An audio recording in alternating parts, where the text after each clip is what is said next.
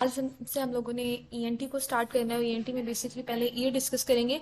Year में 8 chapter से start करने लगे बिकॉज जो इंपॉर्टेंट पोर्शन है ना ईयर का, जहां से ऐसे क्यों आने के ज्यादा चांसेस हैं, वो आपका चैप्टर नंबर 8 से स्टार्ट होता है, डिजीज ऑफ एक्सटर्नल ईयर। जो पहले 7 चैप्टर्स हैं उनमें भी कुछ सिलेक्टिव टॉपिक्स हैं जो करने वाले हैं, जिनसे ऐसे क्यों आ सकते हैं जो इंपॉर्टेंट है। और नो डाउट वो एमसीक्यूज के लिए भी चैप्टर्स इंपॉर्टेंट है, तो उनमें से हम लोग सिलेक्टिव टॉपिक्स ही करेंगे जो कि एंड पर देख लेंगे। लेकिन अभी स्टार्ट हम चैप्टर नंबर 8 से करेंगे, that is disease of external ear. अब एक्सटर्नल ईयर में फर्दर 3 चीजें आ जाती हैं, 3 इसके पार्ट्स आ जाते हैं। नंबर 1 पिन्ना, फिर ईयर कनाल और फिर टिम्पैनिक मेम्ब्रेन। अब इन तीनों के डिसऑर्डर्स को देखेंगे कि इन तीनों में कौन कौन सी एबनॉर्मैलिटीज हो सकती हैं। पहले पिन्ना की बात करें तो पिन्ना में जो मेन इंपॉर्टेंट चीज है ना वो इसकी कंजेनिटल एबनॉर्मैलिटीज है, यानी कंजेनिटली यानी बच्चा जब पैदा हुआ है ना तभी उसके पिन्ना में कुछ एबनॉर्मैलिटी थी, उसका पिन्ना सही से बना ही नहीं हुआ था, डेवलप ही सही नहीं हुआ था, तो वो होती है कंजेनिटल एबनॉर्मैलिटीज। उनमें सबसे पहली है इनोशिया। इनोशिया में अब क्या होता है, ए जिसके साथ वर्ड लग जाए उसका मतलब होता है एब्सेंट, यानी मौजूद ही नहीं है, तो इसमें कंप्लीट एब्सेंस है पिन्ना की। ठीक है, तो पिन्ना की कंप्लीट एब्सेंस है उसको इनोशिया कहेंगे। बुक में पिक्चर बनी हुई है कि उस बच्चे का कान ही नहीं है। वैसे एट द एंड भी मैं आपको इन सारी कंजेनिटल एबनॉर्मैलिटीज की पिक्चर्स दिखाऊंगी। तो इनोशिया में क्या होता है कि कंप्लीट एब्सेंस होती है। अब माइक्रोशिया में क्या होगा, माइक्रो का मतलब होता है ना छोटा, कोई चीज अगर कम हो छोटी हो उसको हम माइक्रो वर्ड यूज करते हैं। तो माइक्रोशिया में ईयर होगा तो सही, डिवेलप तो हुआ है, लेकिन वो डिवेलपमेंटल एनोमली है कि वो ठीक से डिवेलप नहीं हुआ। ठीक है, तो वो थोड़ा फोल्डेड सा होगा, इस तरह से इसको पीनट ईयर भी कहते हैं, तो फोल्डेड सा होगा। और माइक्रोशिया में हेयरिंग लॉस होते हैं सही से, क्योंकि हेयरिंग मैकेनिज्म तभी शुरू होगा अगर पिन्ना ठीक होगा, फिर इधर से जो भी आपकी एयर वेव्स आई हैं, साउंड वेव्स आई हैं, उन्होंने यहाँ से गुजरना है, फिर ईयर कनाल में से गुजरना है, टिम्पैनिक मेम्ब्रेन तक जाना है, तो यहाँ पर पिन्ना में नॉर्मेलिटी वो इस तरह से फोल्डेड है तो हेयरिंग लॉस हो जाएगा। ठीक है, तो माइक्रोशिया। उसके बाद बात करते हैं बैट ईयर। बैट ईयर अब क्या होता है, एबनॉर्मली प्रोट्रूडिंग ईयर। इसमें जो ईयर प्रोट्रूड कर रहा है ना वो एबनॉर्मल है। अब उसमें एबनॉर्मैलिटी क्या है कि उसका कोंका बहुत ज्यादा लार्ज होगा। इसकी भी पिक्चर हम देखेंगे, कोंका लार्ज होगा और जो एंटी हेलिक्स और स्केफॉइड है वो पोअरली डेवलप्ड होंगे। अब एंटी हेलिक्स इसे बना नहीं हुआ, कोंका बहुत बड़ा है लेकिन उसके अंदर जो एंटी हेलिक्स होता है ना वो सही नहीं बना हुआ, तो उसको फिर बैट ईयर कहते हैं। इसके अलावा इसको प्रोमिनेंट ईयर या प्रोट्रूडिंग ईयर भी कहते हैं। तो बैट ईयर ना बहुत प्रोट्रूड कर रहा होता है, बाहर को निकला होता है, लेकिन एबनॉर्मल होता है। ठीक है, अब अगर इसके आपने इसको ठीक करना है तो आपको सर्जिकली ही ठीक करना पड़ेगा ऑब्वियसली। अब सर्जरी आप कर सकती हैं 6 मंथ की एज के बाद, यानी कि जब बच्चा पैदा होगा कंजेनिटली उसको बैट ईयर होगा, लेकिन अब 6 मंथ तक, सॉरी 6 ईयर्स तक आप 6 ईयर्स है, ठीक है, 6 ईयर्स तक आप उसकी नहीं कर सकते ना सर्जरी। उसके बाद अब कप ईयर है या लोप ईयर है। कप ईयर क्या होता है कि अपर थर्ड ऑफ ओरिकल का हाइपोप्लेजिया होता है, वो उसमें सेल्स कम होते हैं। ठीक है, वो सही से नहीं बना अपर थर्ड ऑफ ओरिकल, और उसकी कपिंग हो गई है, वो कप्ड हो जाता है पोर्शन। तो जो अपर थर्ड है ओरिकल का वो उसका हाइपोप्लेजिया। बैट ईयर में क्या था कि प्रोट्रूडिंग ईयर था, प्रोट्रूड कर रहा था, और स्केफा और एंटी हेलिक्स जो थे ये पोअरली डेवलप्ड थे। और कप ईयर में क्या है कि जो अपर थर्ड है पूरा ओरिकल का वो उसका हाइपोप्लेजिया और उसकी कपिंग हो गई है। ठीक है, कप ईयर को लोप ईयर भी कहते हैं। उसके बाद क्रिप्टोशिया, ये बहुत इंपॉर्टेंट है, इसको पॉकेट ईयर कहते हैं क्रिप्टोशिया को। पॉकेट ईयर में क्या होता है कि जो अपर पार्ट है ना, अपर थर्ड है ओरिकल का, वो एम्बेडेड हो गया स्कैप्स की, मतलब स्कैप में ना ऐसी पॉकेट सी बनी हुई है जिसमें वो जो अपर थर्ड है आपके ईयर का वो पॉकेट में गया हुआ है, तो इसको पॉकेट ईयर कहते हैं। ठीक है, इसको क्रिप्टोशिया कहते हैं। तो कप ईयर को और पॉकेट ईयर को मिक्स नहीं करना। कप ईयर में कपिंग हुई है ईयर की क्योंकि हाइपोप्लेजिया था, और पॉकेट ईयर में क्रिप्टोशिया में क्या हुआ है कि वो जो ईयर है वो बना तो हुआ है लेकिन वो जो स्कैप की स्किन है उसमें उसके नीचे चला गया, उसके डीप चला गया, एक पॉकेट में चला गया। ठीक है, तो ये कंजेनिटल एबनॉर्मैलिटीज थी। इनके एंड पे, वीडियो के एंड पे मैं आपको कुछ पिक्चर्स दिखाऊंगी जिनसे कॉन्सेप्ट आपका क्लियर हो जाएगा। ठीक है, चले वरना कोशिश करते हैं कि अभी देख लें पिक्चर्स। ये यहाँ पर एक इमेज ऐड की थी एक्सटर्नल ईयर दिखाने के लिए। अब ये देखें, इसके 3 पार्ट्स होते हैं ना, ये पिन है, ये ऑडिटरी किनाल है आपकी, जिसको एक्सटर्नल ऑडिटरी किनाल भी कहते हैं, ईयर किनाल भी कहते हैं, और ये एंड पे टिम्पैनिक मेम्ब्रेन है। तो ये जितना भी ग्रीन वाला पोर्शन है ना ये सारा एक्सटर्नल ईयर। उसके बाद आगे मिडल ईयर, इंटरनल ईयर, इनको फिर जब हम इनकी डिजीज डिस्कस करेंगे तब इनका स्ट्रक्चर देखेंगे। उसके बाद पिन्ना में कंजेनिटल एबनॉर्मैलिटीज की बात करेंगे, हमने बुक से देख ली है कि कौन कौन सी होती है, मैं आपको सिर्फ पिक्चर्स दिखाती हूँ।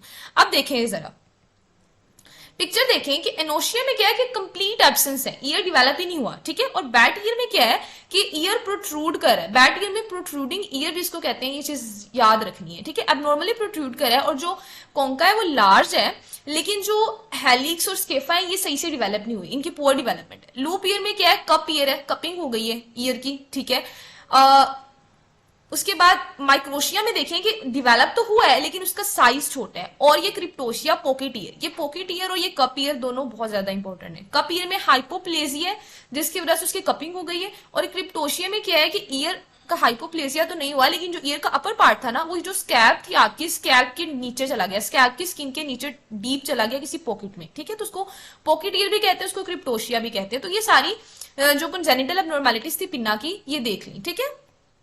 चले अब आगे बात करते हैं कुछ माइनर से डिफॉर्मिटी। ये तो सारी मेजर मेजर डिफॉर्मिटीज थी ना, कुछ माइनर होती है जिनमें स्टॉल ईयर और स्टायर ईयर ही इंपॉर्टेंट है। स्टॉल ईयर इस तरह से होता है, इसमें क्या होता है कि जो फोल्डिंग है वो थोड़ी फोल्डिंग जो है वो सही नहीं होती, ऊपर से मतलब ये देखिए फ्लैट फ्लैट से ऐसे इसे फोल्ड नहीं हुआ, तो ये स्टॉल ईयर होता है। स्टायर ईयर की बात करें तो हॉर्स लाइक ईयर्स भी इनको कहते हैं। बस ये एक दो चीजें ही इसमें आपको पता होनी चाहिए। नेक्स्ट चलती है प्री ओरिकुलर पिट या प्री ओरिकुलर साइनस। अब प्री ओरिकुलर पिट क्या होती है कि एक डिप्रेशन होता है in front of cross of helix. जो हेलिक्स का क्रस है उसके फ्रंट पे यहाँ पे एक पिट होगी, एक डिप्रेशन होगा, उसको कहते हैं प्री ओरिकुलर पिट।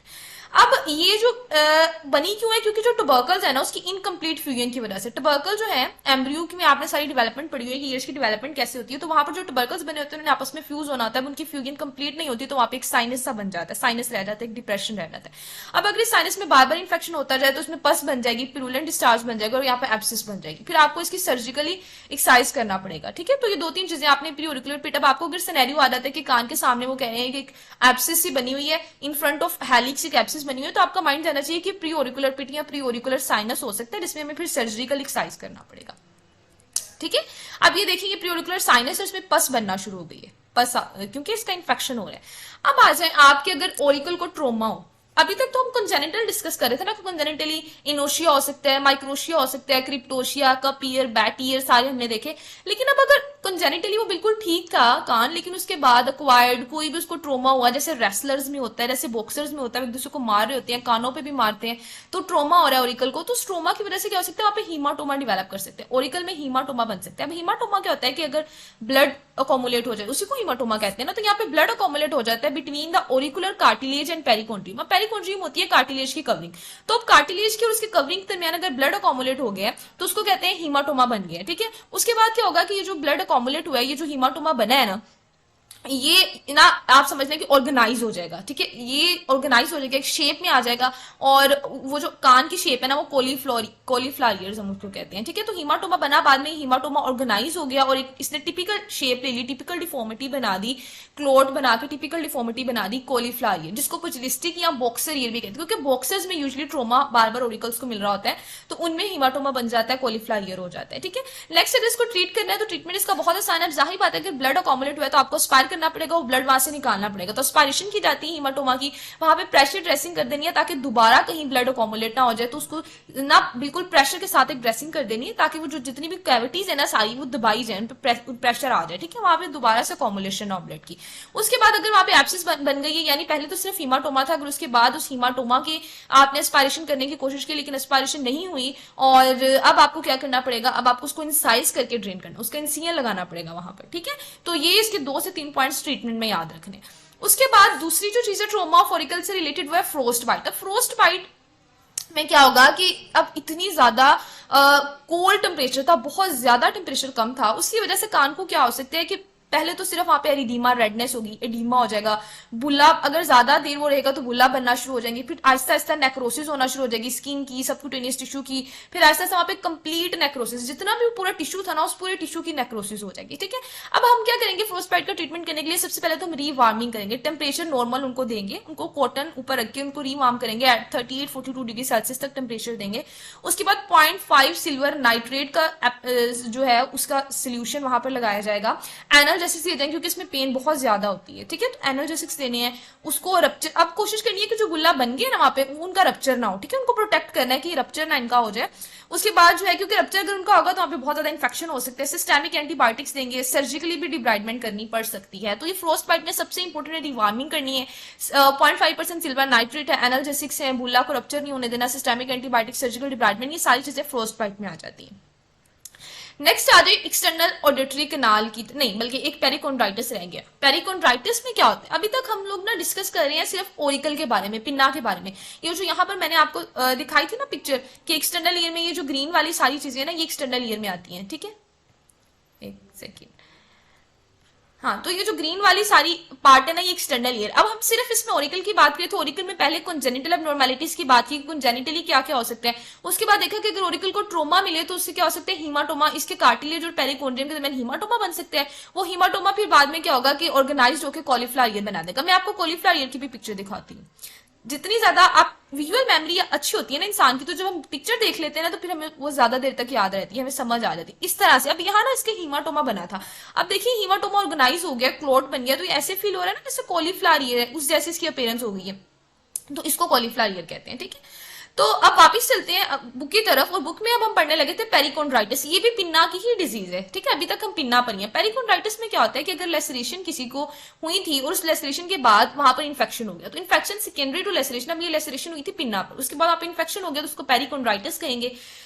अब लेसरेशन के बाद भी पेरिकोन्ड्राइटिस हो सकता है, इवन हीमाटोमा के बाद भी पेरिकोन्ड्राइटिस हो सकता है। कोई सर्जरी के लिए इंसिजन वहां पे दिया था, उसके अब सर्जरी के लिए इंसिजन हम क्यों देंगे, अब हीमाटोमा बना हुआ था उसको इंसाइज करने के लिए भी तो हम इंसिजन दे सकते हैं ना, तो उसके बाद वहां पे इन्फ्लेमेशन हो जाएगी जिसको पेरिकोन्ड्राइटिस कहते हैं। अगर किसी को डिफ्यूज ओटाइटिस एक्सटर्ना था, जिसको आगे हम डिटेल में पढ़ेंगे, डिफ्यूज ओटाइटिस एक्सटर्ना असल में होता है कि जो ईयर कनाल है ना उसका उसमें जो है इन्फेक्शन हो जाए, तो अगर किसी को ओटाइटिस एक्सटर्ना था उसकी वजह से पेरिकोन्ड्राइटिस हो सकता है। किसी को फ्रंकल था, ये भी ईयर कनाल की एक डिजीज है, तो इनमें से किसी भी रीजन की वजह से पेरिकोन्ड्राइटिस हो सकती है। तो पेरिकोन्ड्राइटिस ना यूजुअली सेकेंडरी ही होती है। ठीक है, पहले से कोई डिजीज कान में चल रही होती है, कोई इंसिजन होता है या कोई हीमाटोमा होता है, जिसके बाद पेरिकोन्ड्राइटिस हो जाता है। पेरिकोन्ड्राइटिस के सिम्टम्स क्या आते हैं, red hot and painful pinna, ये लाइन बहुत ज्यादा इंपॉर्टेंट है। पेरिकोन्ड्राइटिस, अब जाहिर बात है आप लोगों को ये चीजें बहुत अच्छे से पता है, पैथो में पड़ी हुई है कि जब इन्फ्लेमेशन होती है तो वहां पे रेडनेस होती है, दूसरा वहां पे पेन होती है, तो रेड हॉट और पेनफुल पिन्ना होगा क्योंकि यहाँ पे इन्फ्लेमेशन हो रही है।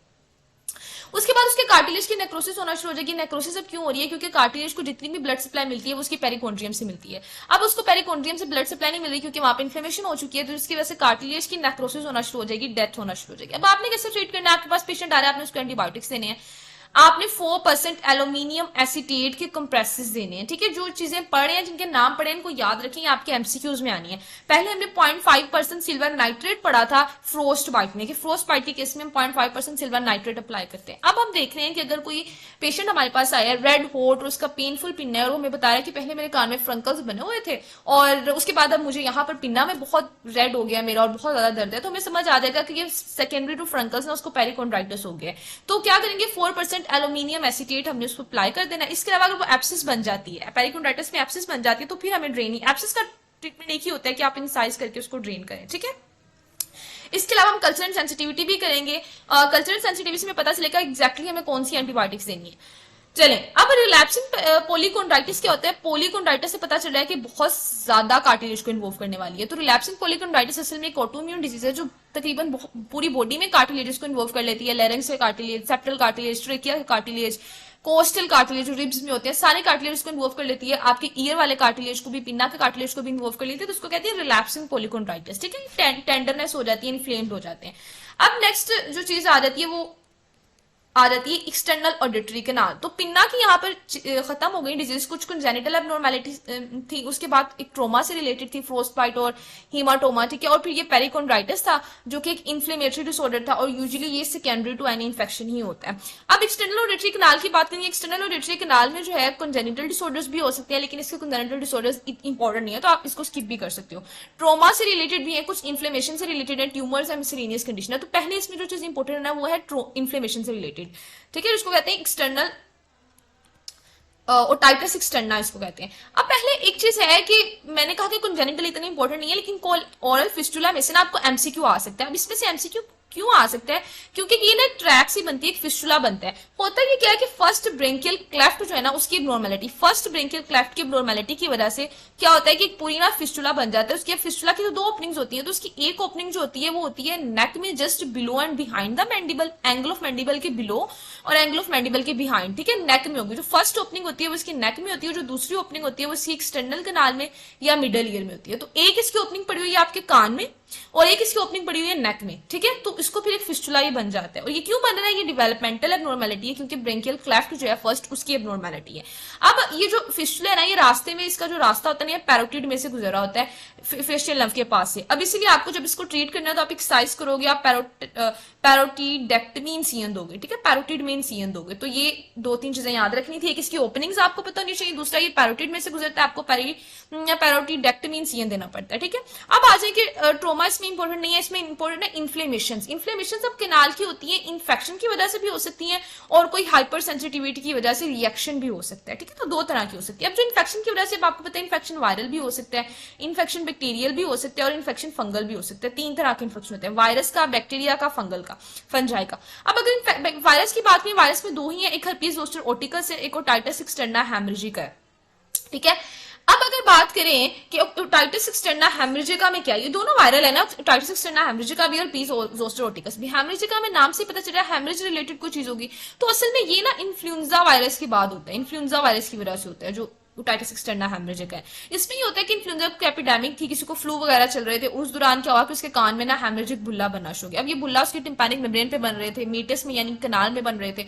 अब उसके बाद क्या होंगे कि बुल्ला जब रप्चर करेंगे तो वहां से उसके कान से जो डिस्चार्ज आएगा वो ब्लड स्टेन डिस्चार्ज होगा, ठीक है। तो एक तो उसको बहुत ज्यादा दर्द हो रहा है कान में, दूसरा वो कहेगा मेरे कान से खून आ रहा है, ठीक है। और वो साथ आपको हिस्ट्री लोगे तो पता चलेगा इसको फ्लू हुआ था पहले या इसकी फैमिली में फ्लू चल रहा है, तो वो हमें पता चलेगा कि इन्फ्लुएंजा की वजह से उसको ओटाइटिस एक्सटर्ना हेमरेजिका हो गया है, ठीक है।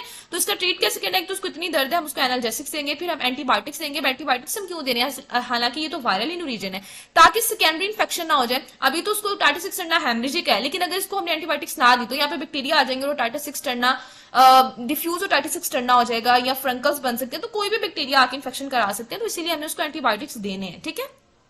चलें, और herpes zoster oticus में क्या होता है कि वेसिकल्स बनती है, फॉर्मेशन ऑफ वेसिकल्स होती है, ये वेसिकल टिम्पैनिक मेम्ब्रेन पे बनती है, ये मेटल स्किन पे यानी कनाल में बनती है, तो सारी जगह पे आपकी वेसिकल्स बन जाएंगी, ठीक है। अब वायरल में सिर्फ दो ही थी, दोनों में से भी ज्यादा जो इंपॉर्टेंट है ये ओटाइटिस एक्सटर्ना हेमरेजिका है, ठीक है। ये दूसरा ओटिकस वाला इतना इंपॉर्टेंट नहीं है। बैक्टीरिया वाले तीनों जो मैं आपको पढ़ाऊंगी, तीनों की तीनों बहुत इंपॉर्टेंट है, जिसमें लोकलाइज्ड एक्यूट ओटाइटिस एक्सटर्ना है, डिफ्यूज ओटाइटिस एक्सटर्ना और फिर मैलिग्नेंट ओटाइटिस एक्सटर्ना है, ठीक है। तीनों ही इंपॉर्टेंट है। तो नेक्स्ट वीडियो से फिर हम बैक्टीरियल स्टार्ट करते हैं।